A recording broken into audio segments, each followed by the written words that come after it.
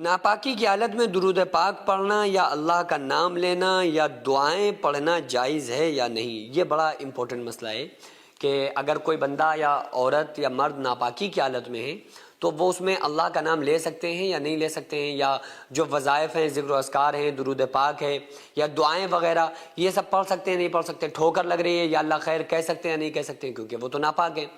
تو بعض لوگ کیا کہتے ہیں کہ انسان کی زبان پاک ہوتی ہے ناپاکی کی حالت میں،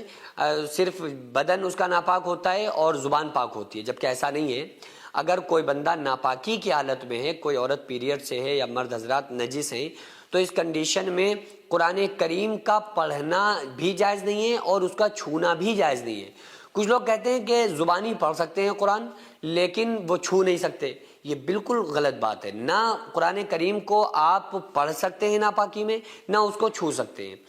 یہ جو قرآن میں ہے نا لا یمسہ الا المطہرون، کہ اس کو ہاتھ نہیں لگاتے مگر پاک لوگ، یہاں سے مراد وضو ہے کہ بغیر وضو کے آپ قرآن نہیں چھو سکتے۔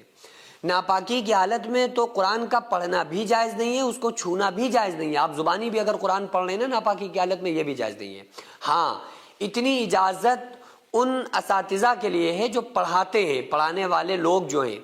استاد اپنے جو بچیاں یا بچے پڑھ رہے ہیں ان کی ہجے قرآن میں لگوا سکتا ہے کہ بھئی یہ توڑ توڑ کے اس کے الگ الگ الفاظ کر کے حرف کر کے ان کو پڑھا سکتا ہے، لیکن وہ بھی رواں طور پہ یا اس کو قرآن کریم پڑھنے کے طور پہ اس کو نہیں پڑھا سکتا۔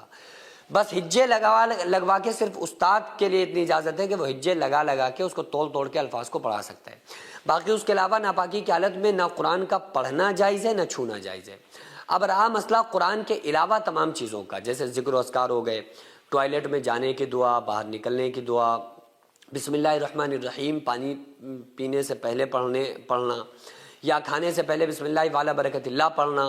یا اور جو تمام دعائیں ہیں، ذکر و اذکار ہیں، دعائیں ہیں، اذکار میں حسبنا اللہ ونعم الوکیل ہے، نعم المولا ونعم النصیر، یہ تمام اذکار جو عورتیں عام طور سے کرتی ہیں تو جب وہ پیریڈ کی حالت میں ہوں تو قرآن کریم والے جو وظائف ہیں جیسے سورہ یاسین، سورہ رحمان، سورہ مزمل، سورہ مدثر، ان وظائف کو عورتیں نہیں پڑھ سکتی، لیکن جو ویسے ہی وظائف ہیں ان کو جو قرآن کے علاوہ جو صورتیں ہیں یا آیتیں ہیں ان کو پڑھ سکتے ہیں۔ ہاں، اگر کوئی حسبنا اللہ ونعم الوکیل کسی کے ورد میں ہے تو وہ ورد کے طور پہ پڑھ سکتا ہے، قرآن سمجھ کے نہیں پڑھ سکتا کہ ہم قرآن کی تلاوت کر رہے ہیں۔ وہ یہ اتنا ٹکڑا اس لیے پڑھ سکتا ہے کہ بھائی ہمارے ورد میں ہے تو اس لیے وظیفے کے طور پہ ہم نے اس کو پڑھ لیا۔